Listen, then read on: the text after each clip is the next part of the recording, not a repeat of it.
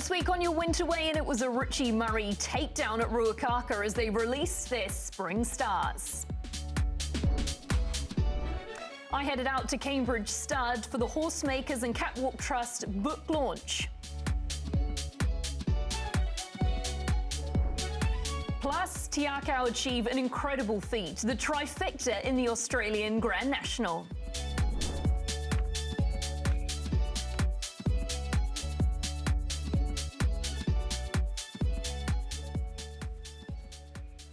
As always, a very warm welcome to Winter Weigh-In. Great to have you with us, and we're looking forward to reviewing a huge weekend of racing, a number of meetings around the country, and some very good horses on show. Sam Weatherly, great to be working with you. You've got some great info in terms of the horses and where they're going to be going, and we've had plenty to review when it comes to the weekend. Thanks, Emily. We sure did. Gee, it was an exciting weekend of racing, especially with our 3-year-old crop coming through. So looking forward to chatting about them a little bit later on, but it's exciting times ahead for New Zealand racing. Yeah, it is. There's some really promising horses, aren't there? Hamish McNeil is also with us, and Hamish, Woodville took centre stage in terms of domestic jumps racing, and of course an eye across the Tasman as well. Yeah, definitely. Look, I'm a little bit stiff today, but no rest for the wicked. Yeah, we've got some great racing to break down, some big victories with some good stories behind them, and yeah, that race across the Tasman, yeah, fair play to Tiakau.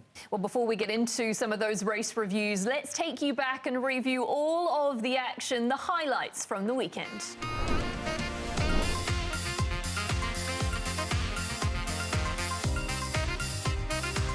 Class will prevail. The bigger, stronger version of Tuxedo. Tuxedo Too Good.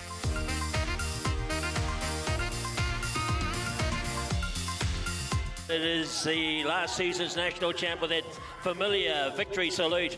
Cruise du Plessis aboard. The field is almost set for our feature, the Cambridge Stud Northland Breeder Stakes at Group 3 level these days. As they head down towards the post is Tajana. Tajana's going to win it after all of that. Good race coming up. It's a nice interprovincial this year. Bring it on, the ITM New Plymouth Interprovincial gates are back and they're off.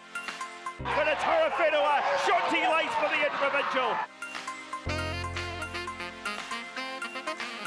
Welcome into Topo, where it is wet. And there's a couple of cracking 3-year-old events. To Bravery Born goes up, puts the head in front, faultless kicks, it's going to be close to Bravery Born.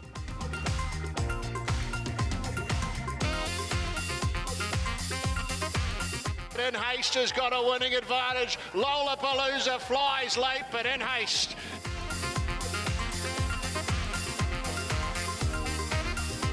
Here's a special moment. It's a promise fulfilled. Oh, that one's for Dad. 100 wins for Emily Farr. Got her 100. Now she's going to get 101. She's on fire. Emily Farr does it again. The Bambino won it.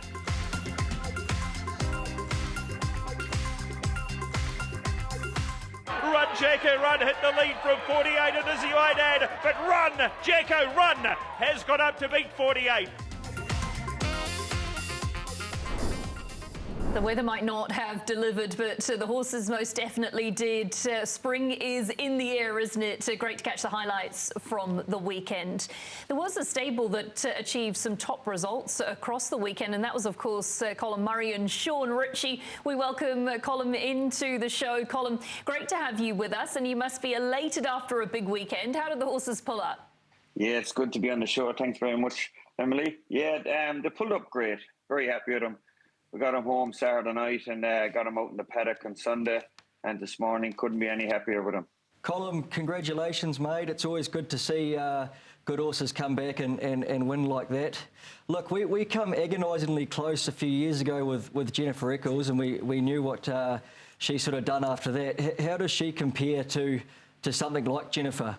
Jennifer was one of those fillies at the time, as you know yourself, your order. She was on the bridle, you know, wanted to get on with things and everything, but Tajana totally different. As Wormwood Pin rode her on Saturday, she just never lifted a nickel, and she just so relaxed. Everything is just takes it in her stride, and you really need that, you know, going forward. But like, I couldn't believe what she did in that ground, because she's a lovely moving, striding filly too. And when the rain came, I was just worried about it, but class prevailed, really, didn't it? Yeah, for sure. So now what's the plan with her going forward? Do you take that traditional path towards the 1,000 guineas if that's the main goal? Yeah, Sean and I we sat down and went through all the winners of the guineas over the years and everything, and she'll go into the Sunline Vase now 5 weeks time, and then into the Soliloquy, and then head down. And the amount of winners that came doing that path, it's worked out. So just give her, it's a long season for a 3-year-old, so just give her a little bit of time now to the next run, and then she'll be straight on from there. And Colum, of course, the other win on the programme came via Tuxedo, and he really made a name for himself back in action. What did you make of that effort? Were we expecting a run like that fresh? Well, the way he trialled up, Emily, yeah, he was, he's, as George stated on the commentary, he's a bigger, stronger model, and he is. He's grown a lot and he's matured a lot, but he just jumped and wanted to be there, and just tracked in around him and just kept going. And he's one of those. He's still learning his craft. When he got to the front, you can see his ears flicking a wee bit, and just learning. But he's very happy with him going forward. Hey Colm, Hamish here, good to have you in the studio. Obviously, Tuxedo, it was a standout horse as a 3-year-old. He ran into a nice horse that I had a bit to do with last year, and Willie Do It, and we saw him in the Derby. He put his best foot forward in that race. But do you think you've figured out his trip now, this time in? Yeah, I don't think we'll ever try and touch 2,400 again. He's like, when he's fresh, he's good over 14 a mile, and I'd say 2,000. The way he did the Bike of the Guineas over 2,000 metres, was exceptional. So we'll keep going through the Triple Crown and see how we get on there. But his next step up will be the Crozier Plate, and hopefully we can it's going to be a big ask too. You're up against a lot of good Group 1 horses there that'll be there on the day. So we'll just see you for there and see how we go. Now, Colum, I must ask, I'm on the comeback train, and I remember riding this horse very early on when he was quite raw, and I think I might have educated him in his first trial. I know he's probably not quite the finished package yet, but shall we run the old firm back together, and we'll get on him in the Brazier Plate? Well, before we got on live on air, I could hear you were giving out about how tight your pants was and getting your shirt tight, but. So we'll work it from there. But yeah, you did ride him his first trial at Giraffe, and I did ask you to come to Avondale that day, but you were too busy. So, but yeah, you never know. Going forward, we could do. We'll see. It sounds like you might be a chance there. No, Colum, thanks so much for coming on the show today. Great to hear that your 2 horses have come through the race so well. And do you get any more trips up to Ruakaka, or is it back home and straight into it from here on in? Nah, back home now. We've done our trip up there for our annual trip, but it was good. It's great to be there. The people up there are great. They look after us great and everything, and it's good to get them on the beach and in the water, and good surface to gallop on. During the week, we galloped on Wednesday and again Saturday morning. And Saturday morning, I galloped on the track, and it was just exceptional. And then the rain came at 10:30, and it just buggered everything. But no, it's probably have to wait till next year now and go back up with a bigger team, hopefully. Whatever you're doing up there, Colum, it is most definitely working. It's great to have you on Winter Wayne, and best of luck with those 2 stars heading forward. We need to go back and have another look at the race and talk through the beaten horses, and we kick things off with that 3-year-old contest, Sam. And obviously, Tajana, from a long way back, was very, very dynamic. It's probably hard to make a case for much else in the race. Exactly, Emily, and track conditions play a big part in it as well. It's kind of what can we take out of this race, really. Obviously, the winner was very good. It was a very good ride, which possibly won the race. I think the big talking point was Eliza James. I would have loved to have seen what she could have done if she had run straight. I think she would have made it very, very interesting. Look, second and third horses were very good. They're only going to improve from that. Giovanna went into it with a bit of a spruik, and possibly just the track might have tripped him up, so he might be one to follow going forward. He's going to go to that 1,200 metre race at Ellerslie on the 6th there, so that'll be a hot race. But it'll be good to see him back on a good track. What's your actual opinion of Tajana? Because obviously, from my perspective, Darcy Brahma fillies at 3, based on what she showed us at 2. I think she could be very competitive in some of these spring 3-year-old races. I think she's very good. And one thing I want to say is she's with the right stable as well. You see Sean and Colum, they've always got a good horse around them, and 9 times out of 10, it's a filly. So Sean's wanting to win this 1,000 guineas. He's run third 3 times, and this quite possibly could be the filly that could do it. So she has the makings to go all the way. Yeah, and I love the fact that they've already picked out the path towards the Guineas, very set in stone, and just really working back from that. And things have most definitely started this campaign in very good order. We're going to get you off to a next race, and this one comes in from Sunday. It was at Taupo. Have a look at this. It was a demolition job for To Bravery Born. He was pretty gutsy in the closing stages. Another off track, which is obviously something we have to consider from the whole weekend. Yeah, we remember how good he was as a early 2-year-old. Emily, look, he went round at a $2.50 favourite in the Cracker Millions. So, look, it's good to see a good horse come back. He went away over the wayside a little bit after the Cracker Millions. So, look, it wasn't the most emphatic victory, but he might be able to take a fair bit of confidence out of that going forward. Again, the track might have slowed him down a little bit as well. So, unfortunately, it was a small field, so it's hard to take a lot out of that race. But look, Te Akau are so good at doing what they're doing, so he's going to head down to the Wanganui Guineas, and then all going well, they sort of have that plan where they take them down south early and get them down there early and get into a routine down there, and it's worked over the years numerous times. So he's in the right stable to keep improving. Yeah, he certainly is. The other of the Te Akau horses that was successful was for the TAB Racing Club. It was, of course, Promising Filly in Haste. This was another really nice win, and Te Akau asserted their authority on those 3-year-old races from Taupo. Talk me through this win and what you made of some pretty talented fillies in behind. Yeah, well, look, this was arguably the race of the weekend. It's a shame about the track conditions, but look, when I was watching this live, I thought In Haste is going to just shoot away and win by 3 or 4 lengths and win like a really good filly. And I think we've seen a very good horse run into second there, Lollapalooza. She's still a maidener, but gee, that run's just got that run's got Riccarton Mile all over her. But look, as you said, those fillies in the race, Stephen Marsh had a couple of fillies there that run 3rd, 4th, 5th.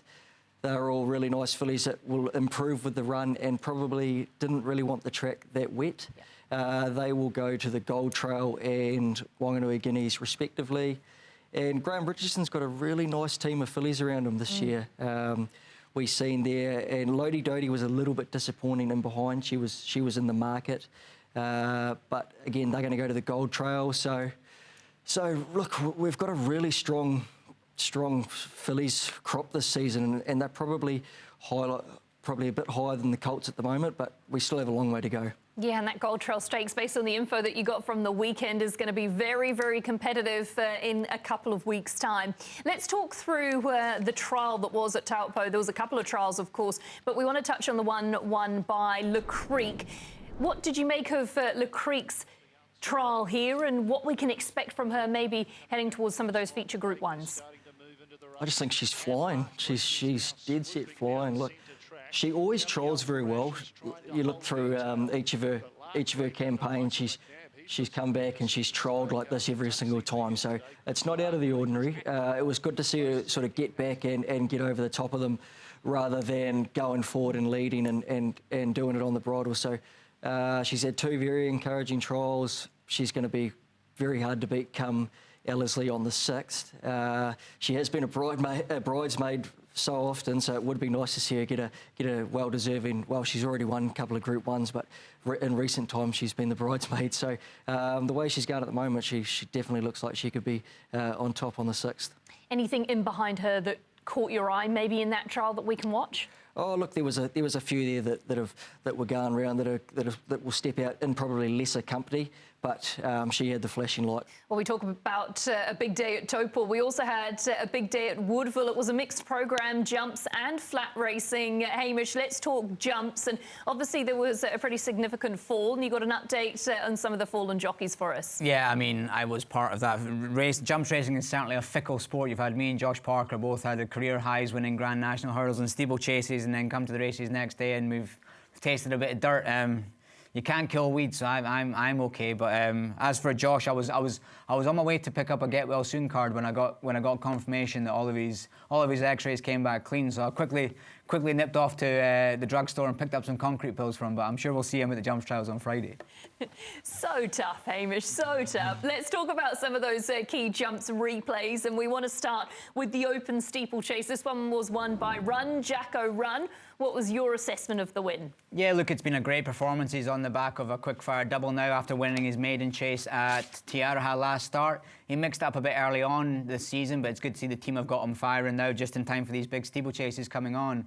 Out of the race, 48's been a massive run for Sean Fannin again, and that gives full of confidence heading towards that 4,200 metre Great New Zealand hurdle. And then we get to the open hurdle, and when we talk about the open hurdle, I guess we need to talk about Emily Farr, because on the day she achieved a huge milestone, didn't she, getting that 100th win. I know, Hamish, this was something she promised her father prior to his passing, and I know it would mean the world to her.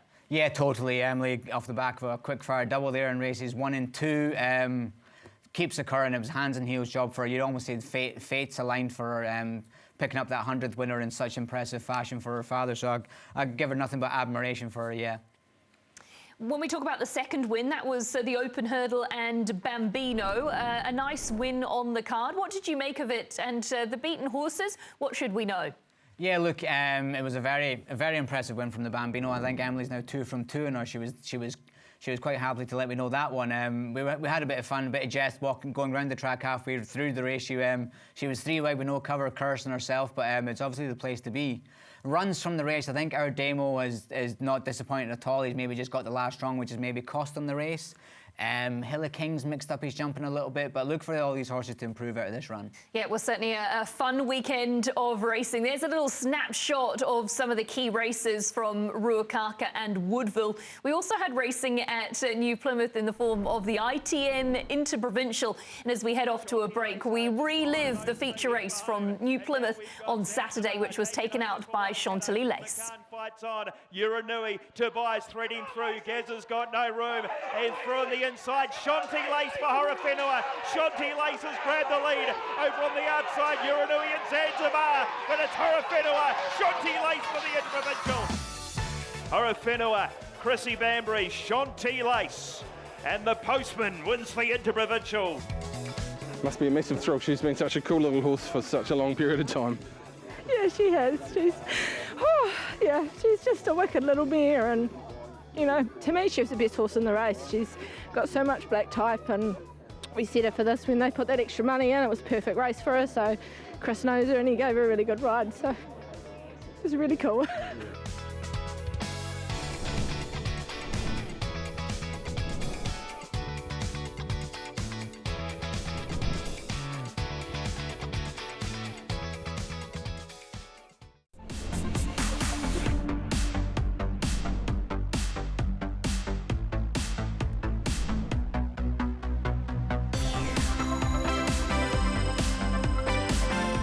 A rainy day here at Cambridge Stud, but it's not dampening the spirits of the Catwalk Trust. We're here for a book launch. Let's go in and check it out.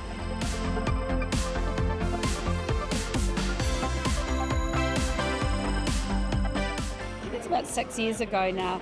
Brian Delore came into the LA tent to Karaka, and he said, I've got this idea. Why don't we get all the major studs on board and create a bit of a legacy of basically where the thoroughbred industry started from? And he said, we'll go around the country, interview all the personalities and pull it together into the horse makers. And he said, look, we'll put a fee on it, and then once that's done, the rest goes to Catwalk. And when we put some numbers together, crunched some numbers, it sounded really good. More than anything, the industry has been so great to Catwalk. And we felt this was our way of doing something for the New Zealand thoroughbred industry. So everyone wins because we get this beautiful book out of it, beautiful book, but Catwalk also gets some much needed dollars to research. When Zara came on board with Catwalk as the Queen's granddaughter, it just gave us the extra kudos for a girl that's as determined, as gritty, as gutsy as we all are, but aiming high and getting stuff done. So she's the perfect international patron for Catwalk. Once you meet Kat, it's very easy to be taken along, and her passion, her drive. She's just the most incredible person to be around, and to motivate everyone around her to try and find a cure for spinal injury is phenomenal. And we've been doing the same sport, so it was a very easy decision to get involved, and it's a huge honour as well.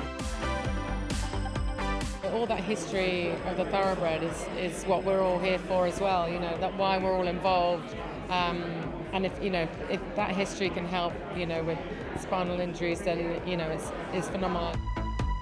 I had my accident playing rugby when I was 15, so for me to be in the thoroughbred industry in their world is amazing. It's incredible, and the reality is, we would not be here without their support, their ongoing support, the buy-in, the ideas. So, from a personal, non-thoroughbred guy, who when he bets always comes fourth, I just want to acknowledge what an incredible world it is and the difference they're making. I think, as well as the research success, demonstrating a different way of funding. I love the way we're engaged. I met with the team yesterday. You feel part of it, and that's the thing. Researchers, organisation, funders, every member of every team is a part of this. The word inspirational is thrown around a lot, but what Kat has done personally, and the way she's created this movement, is remarkable. She's just a remarkable woman. And we've been going 20 years as of today, and it's really exciting to think that I think within the next 4 years we will be doing clinical trials on humans here in New Zealand. So watch this space. If you want to know more about the research, if you're really passionate about it, please get in touch with our team at Catwalk. The outcomes are so close. We will not be in a wheelchair for the rest of our lives. Going forward, if you break your neck or your back, you will not have life in a wheelchair, and that's our goal. Our goal is to do Catwalk out of a job.